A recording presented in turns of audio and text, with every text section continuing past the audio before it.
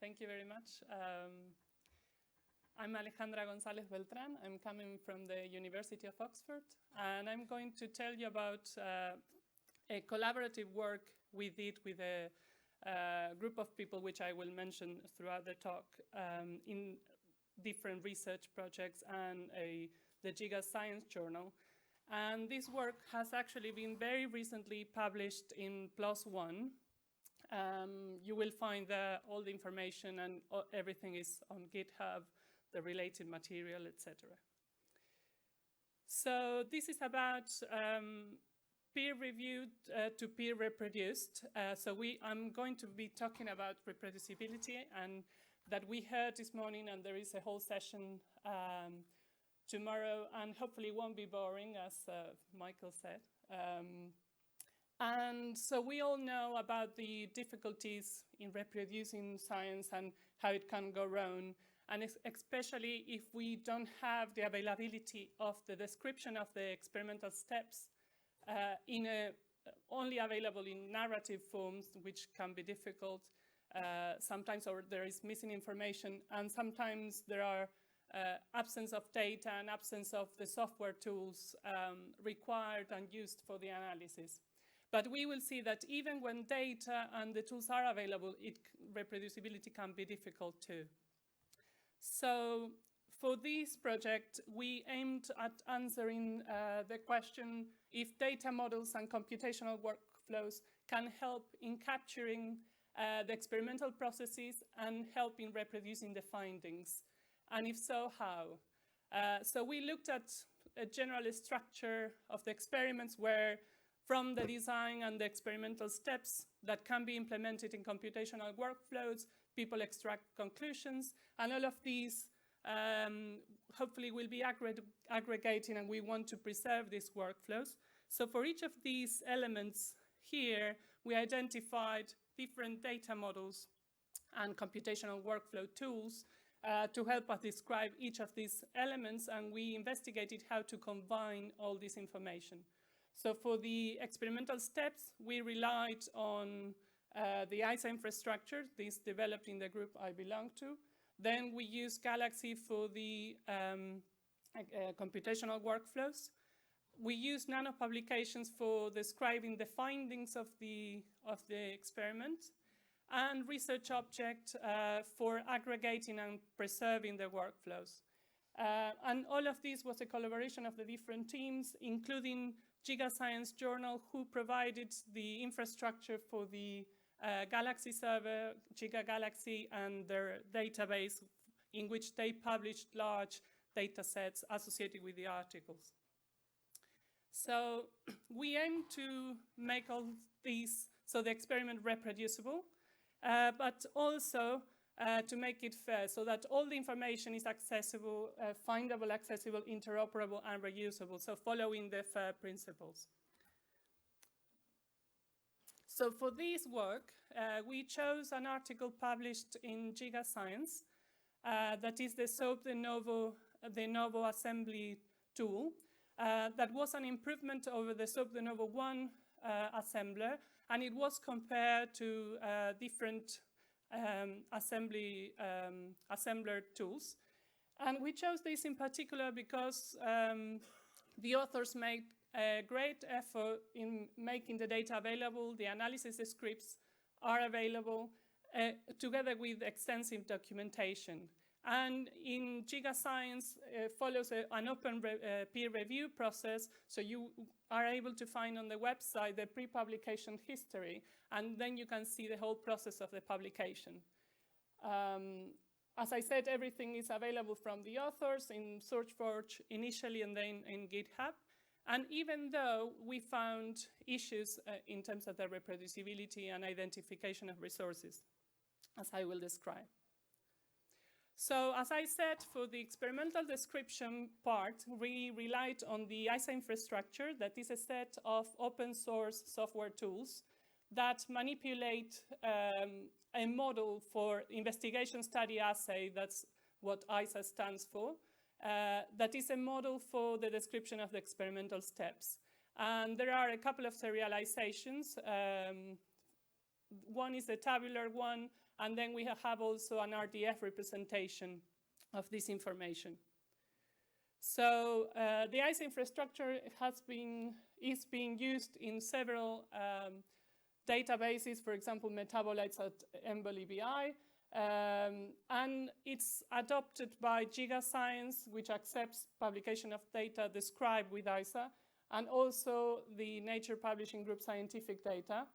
And in addition, is one of the components of the Elixir UK interoperability framework. It was originally designed for the description of lab experiments, but is based on concepts of experimental designs.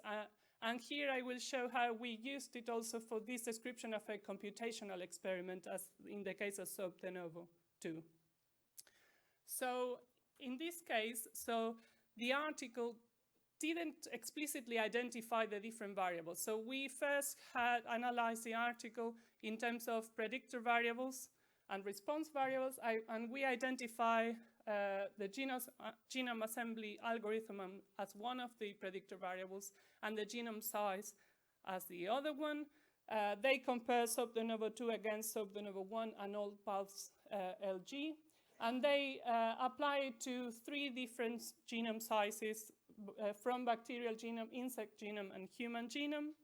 So in terms of experimental design, this was a 3x3 factorial design in which the data points the authors consider were 2 bacterial genomes and 1 for each insect genome and human genome. The reason being that computing this requires a lot of computing power, so it's very expensive to run the insect genome and human genome. But from the start, by analyzing this as experimental design, we see that it's not a balanced design, and then we can weigh the findings considering that. So in terms of the response variable, there were a few that, again, to find them, it's necessary to go through the article and the different tables presented and their conclusions in narrative form. These analyze the computational efficiency plus the genome assembly efficiency and accuracy. So we represented the experiment in Eiza tab, which has a workflow-like representation in which you can see it allows to identify the different processes and inputs and outputs. As I mentioned, also in Eiza tab, we represented the experiment goal and the independent and response variables. And by doing this exercise, it allows us to provide an ambiguous identification of the different resources used, from the input data up to reference to availability of that data in public repositories, and also the different people involved with ORCIDs, if available, and DOIs for the related publications, for example. So, and one of the suggestions in terms of scholarly publishing would be that all of this information should be made available explicitly in the articles. So for this exercise then, we converted the Eiza tab into RDF with our tool called Linked Eiza. And the second step was about the reproducibility of the results, relying on Giga Galaxy, that involved reproducing the different pipelines, and everything is available on the Giga Galaxy website, the workflows and the histories, for which you can see highlighted down there the results, and we actually were able to reproduce in most cases, in this case accurately, in other cases with some differences, the results available in the article. So this is a summary of the places in the table that where we found differences, but you can see that it's not a huge difference. So as I mentioned, another data model that we consider was the Nano publication model. That it's a representation of an assertion. In this case, we chose to represent the conclusions of the experiment, that is associated with its provenance, and it's a single publishable and citable entity. There is a community behind Nano publications. And for this article then, we first started looking at the assertions in the abstract and conclusions, so more the narrative form. But we realized that in some cases, this could lead to priming. So if we say that the coverage, the genome coverage increased and the memory consumption was lower for a particular case, you might think that the runtime was lower too. So that's why our recommendation after this exercise would be to report in a structured form the conclusions of the experiment, reporting all findings corresponding to the identified response variables. So remain neutral and give the same weight to all results. So for this exercise, we generated Nano publications. This means assigning semantic elements, so annotating with ontologies the different elements of the Nano publication. So for that, we relied on the Automaton tool, that is a Google-based Google spreadsheet widget that queries bioportal and the linked open vocabularies to find terms. And we built a transformation tool to transform these templates in Automaton into Nano publications in RDF.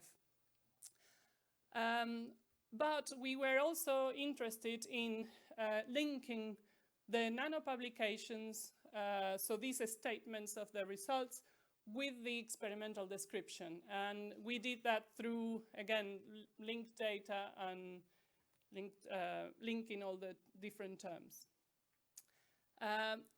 The third data model was the research object model we relied on that enables the aggregation of digital resources contributing to findings of computational research.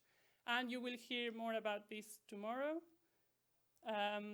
For this case, then the research object website describes the different initiatives, including Eiza Nano publications, and the research object model related to the Workflow Forever project it was mentioned before. And also here you have the link to the actual case study I'm referring to. So as a conclusion, what we aimed to do in this case was to move from the narrative and to self-described structured data that allow to describe the experiment, plus the addition of the Galaxy workflows that allow for reproducing the results. So we are suggesting that to follow this model and workflow assisted experimental description and review process. And one of the challenges in this case could be the semantic resources that you might need to represent all these in a fair way in RDF linked data, for which we had to actually submit some terms to community ontologies. So this is the different people involved from the different tools and groups. So from Eiza tools, from the GigaScience journal, Peter Lee and Scott Edmonds, which developed the Galaxy workflows. From the original publication, we also have authors giving us input and contributing in terms of helping us in reproducing the results and identifying the different resources. From the Nano publication group and the research object group, these people mentioned here. So that's all for now. Thank you very much, and I'm happy to answer any questions.